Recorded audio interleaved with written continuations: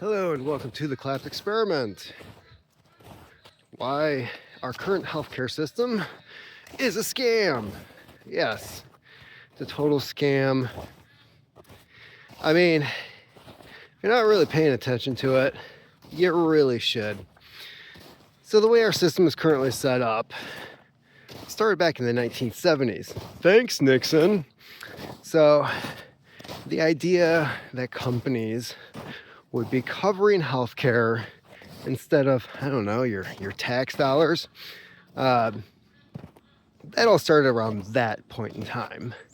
So it was like the 1980s where it became this idea of like, you apply for a company, people go, ooh, they have really good benefits.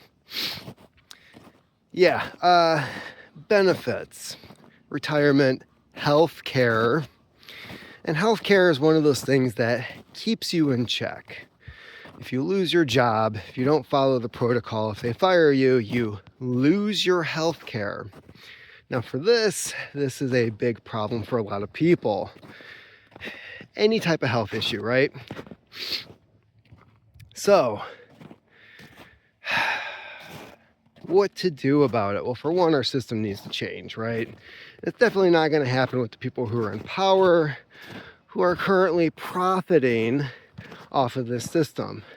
The other issue is that healthcare, the healthcare industry, the insurance industry, all of it is for profit. We can't really have a system that works without trying to make some profit. The problem is the profit itself is not regulated. Well, it shouldn't be regulated. Well, the only reason why things are expensive as they are is because the entire system from the government on down helps keep it that way. As long as senators and representatives are able to trade the stocks of these companies, they will not do anything to regulate how much things cost. So that's one of your big issues. The other issue is that it keeps you in unhealthy situations. So one example I can take from my own life is back in 2019. My wife was pregnant with our second daughter. Our first daughter was a micro preemie, not a preemie, a micro preemie. She's what they call $1 million baby. I believe the final bill for our first daughter was just over $500,000. So we're pregnant with number 2. Don't know how that's gonna go, right? I mean, at the time things were looking good. She ended up being one of the normal ones out of the 2. She actually had to be pried out, whereas in our first one, literally you couldn't keep her in. Personalities match up accordingly. So in 2019, accusations were made against me with a coworker who had gone to HR, and this turned into a month-long ordeal. And in the meantime, I'm terrified I'm going to lose our health insurance. After going through what we went through 2 years prior with our first daughter, I knew we had to have the health insurance in case something went wrong. Meanwhile, I'm basically going through what they call in the Cultural Revolution, a struggle session, where HR were just a bunch of illegal, imbecilic assholes the entire time. They're looking up stuff that had nothing to do with the accusations themselves. They're basically trying to make a long rap sheet of things I had done wrong in the past that was either never addressed, never reported, or quite frankly, never happened. My favorite phrase in one of those HR meetings was, a coworker of yours said that a previous coworker who no longer works here had told them, do you see any red flags here?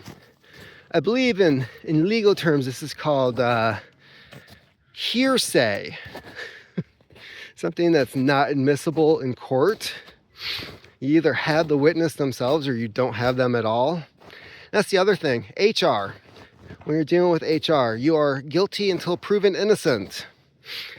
Not exactly a very cool system. I'm pretty sure we overthrew governments for this kind of bullshit. But I'll move on.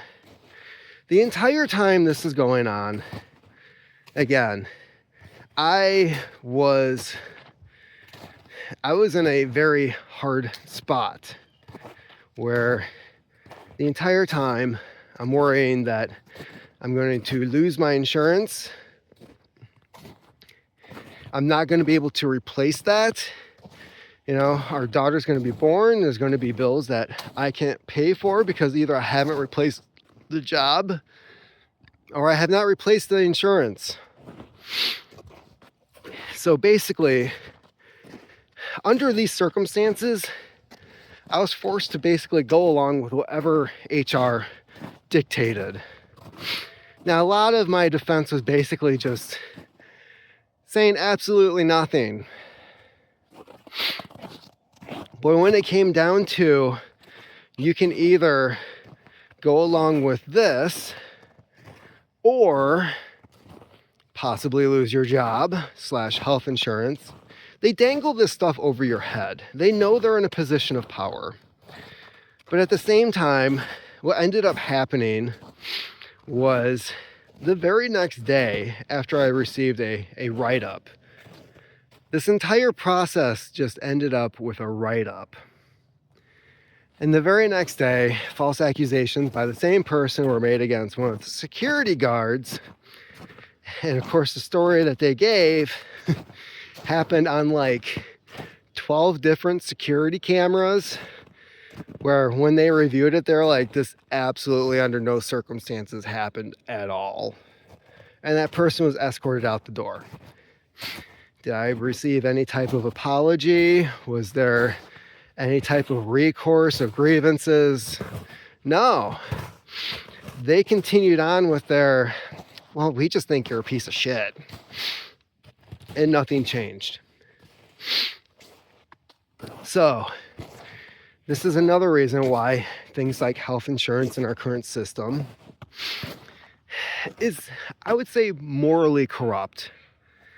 It is dangled over your head. They know that they have you by the balls because of this.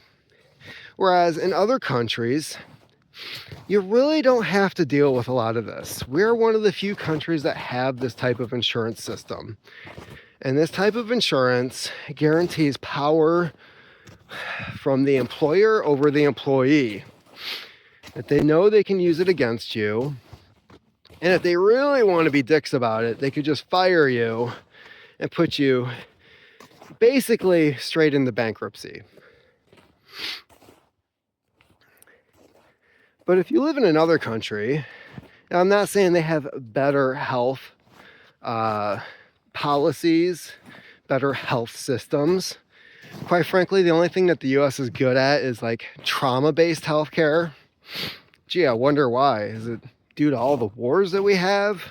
Like if you're in a severe car accident, you really want to be in the US because they'll get you to the hospital, they'll stabilize you in the trauma room, they'll get you to surgery, and then eventually, odds are pretty good you'll walk out.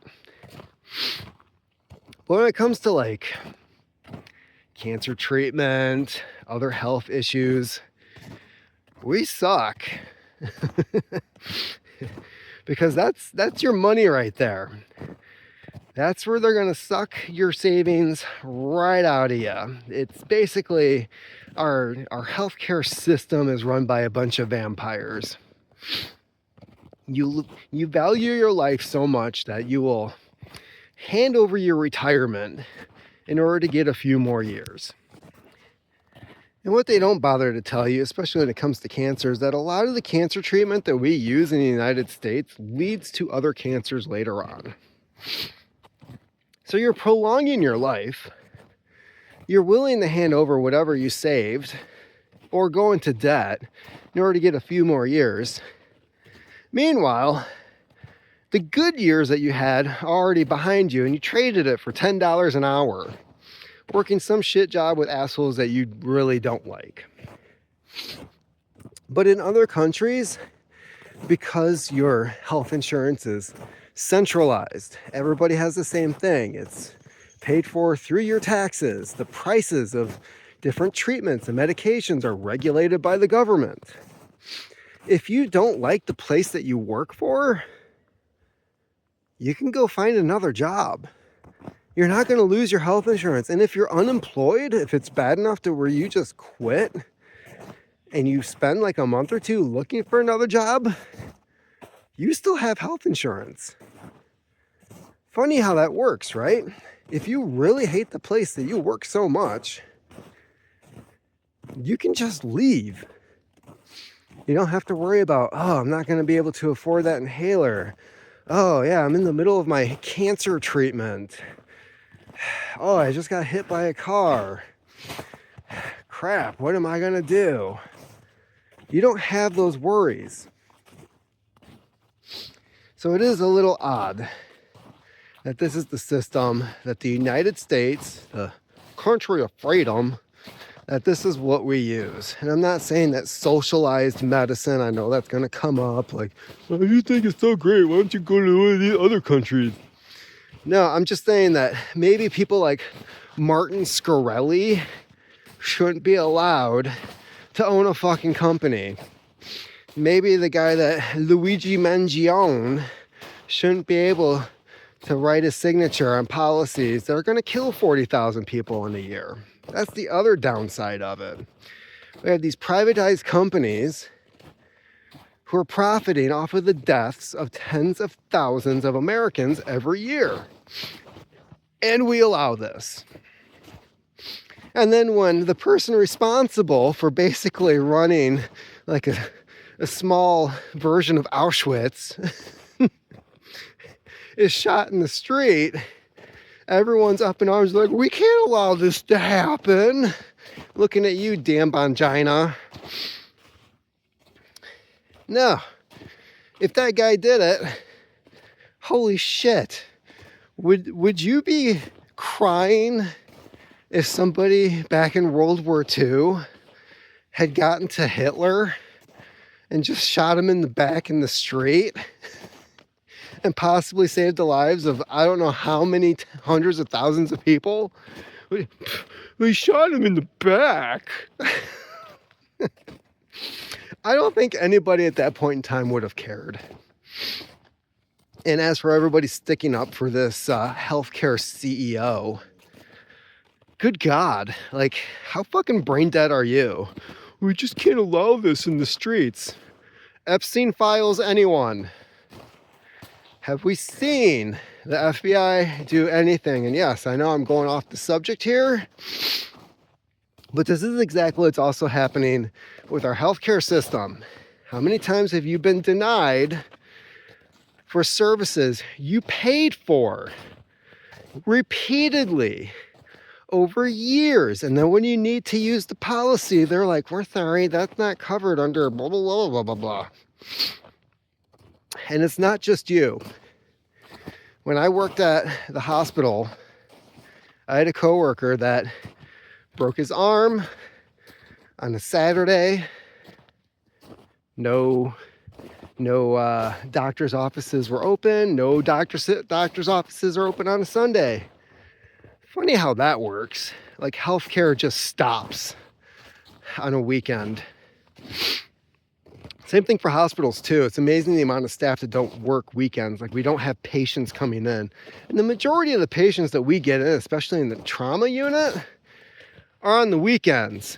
You know, when the people have time to party, shoot at each other, get into car accidents, do dumb stuff while they're drunk.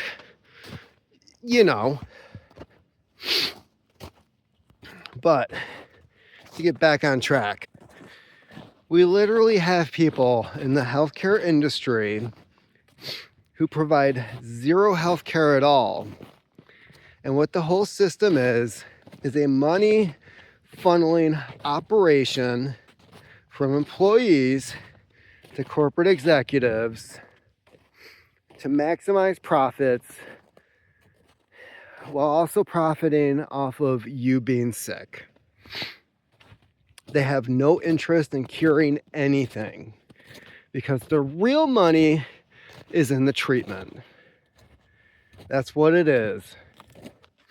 You're not going to find some cancer treatment that's going to get rid of your cancer without the repercussions of getting something else later on, okay? It's just not going to happen, especially under our current system. You know, they're not going to have some type of medication that cures your asthma. There's no cure for diabetes, although I have heard about this interesting procedure. I believe it was in Scotland, where I think they removed the stomach of somebody who's diabetic, and all of a sudden the diabetes goes away. Kind of weird, but it's not legal in the US. Funny how that works. So this whole system of how our health insurance works, it's a fraud, it's a scam. It does no good for the people who are in the system. And it really, really needs to change. I understand completely why people are pissed off at the system that we have. There are so many things that are screwed up. And this is a biggie. This is a big one. And, you know, one of the first things that was said to me when I found out I was losing my job at UPS was, well, what are we going to do about health insurance? I don't think we should be in a country where that should be the first thought in anybody's mind when they're losing their job. You know, I believe it was Franklin D. Roosevelt who was looking at doing a second Bill of Rights in the United States. And you can argue back and forth as to what you think about that, but one of them was about healthcare because he heard about what the UK was going to be doing with their healthcare system after the war. After everything that we have been through, it is the priority of the British government to provide healthcare for every UK citizen, not the people who fly over on the boats. Yeah, you want to talk about, like, well, their system's bankrupt because they have a bunch of assholes in office like we do. A bunch of dumbass assholes, stupid assholes in office. You know, you want to blame anybody for our system being bankrupt? Take a nice look at the Biden administration. And yeah, I blame Trump too. So when it comes to that, I throw blame at both parties. Everybody since Bush. Clinton was a douche too. He was just a douche in different ways. So anyways, that is why our health insurance is a fraud. Let me know your comments in the comment section down below. And if I missed anything, if you got stories to tell, put them down there. If you like this video, like and subscribe. Keep on typing.